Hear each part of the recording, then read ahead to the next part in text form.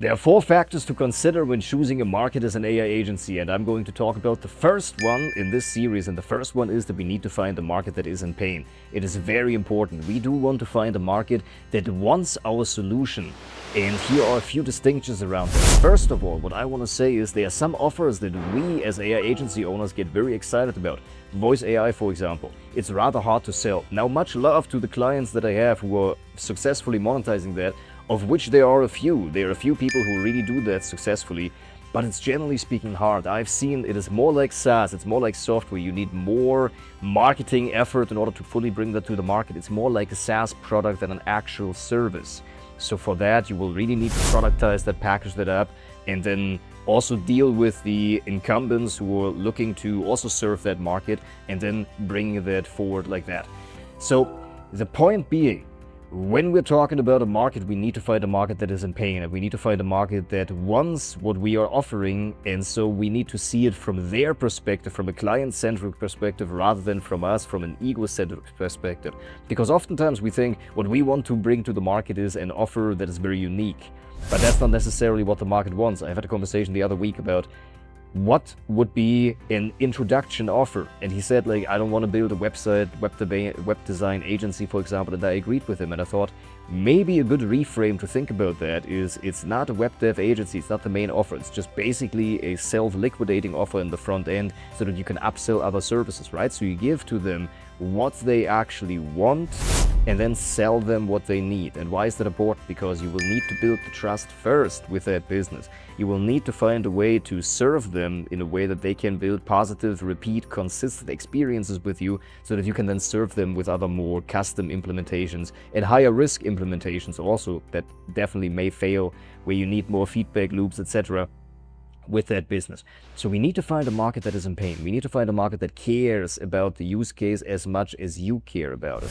And so it can't just be a nice to have, it just has to be a painful problem that we can solve. And oftentimes it really is about top of funnel awareness and not so much bottom of funnel awareness. So what I mean by that is, if you, for example, think about search terms like life insurance now, or who buys my mobile home, or Airbnb rentals next to me, or how much, dog grooming near me pricing, right? These are very intent-based people who already have in mind the solution that they're looking for. So when you sell about AI or a very specific feature-based marketing approach that you're taking, it comes always down to that you only skim from the bottom and basically take the ones that are most interested in your service already. And as you get more sophisticated as a marketer, you will learn to broaden the funnel and broaden the messaging and go broader and broader, so that you do 2 or 3 layers of abstraction and then talk about the desires, for example, that are related to the offer that you're going to make. So what could that be? It could be saving time, and then what would that allow them to do? It would be spending more time with their family, making priorities for health or for a passion project that they have. It's maybe then they can afford to pick up their kids in college and then bring them, drive them home, or whatever it might be that they would do with that time. And then portraying that with what is most important to them psychologically speaking. It could be love, it could be security, it could be status. People have all kinds of different orientations of what's most important to them. Somebody who is very security oriented, you could then position that offer in a way that, what would the other people in your life that you derive the sense of security of love, security of stability, security of that they are always going to be there. This feeling of security, which is a massive, massive factor and the biggest psychological driver behind products like insurance, for example. This psychological factor drives a lot of people.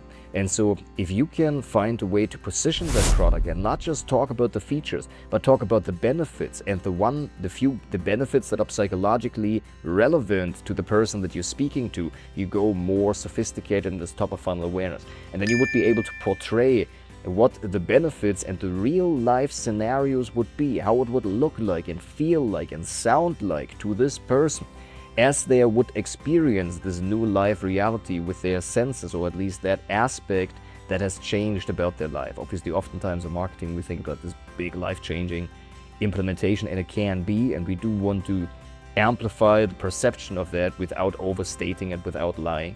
But what is important is that we portray the benefits that the person will derive from this solution, from what motivates them. It could be security, as I said, it could be love, it could be status. If it's love, for example, and the person may not necessarily openly admit that, especially if it's a man, we tend to be more protective or not wanting to show the emotions. Some people are, some others are not, but generally speaking.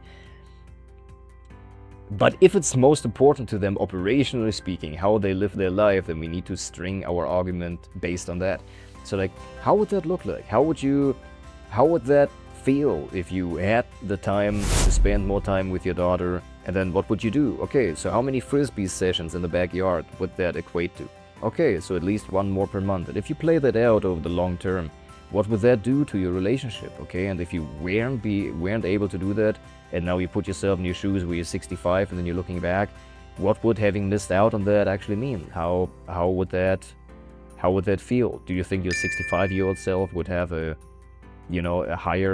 would slightly look back and wish that you have had that time, right? So that's it from the perspective of love.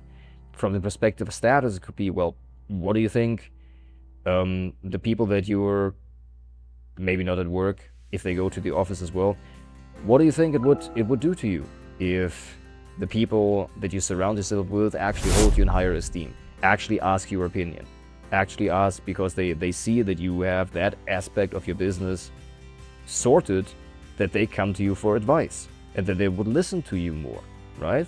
In terms of children. So we want to find a way to be more sophisticated in the way how we explain that, 2 to 3 layers of abstraction, of psychological understanding of what it would mean to the person in their real life circumstance, and how would it look like and feel like and sound like to this person in their sensory experience of that life situation.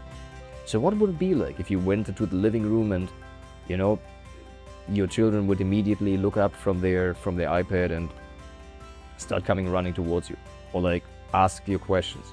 Or we would have the feeling that if you say something, people are quiet and people listen to you, right? And whatever that might be, how the status would be portrayed.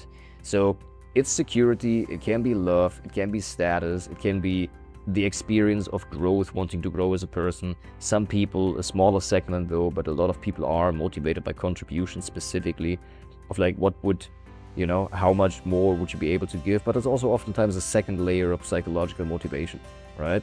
Usually we give in order to get on some level.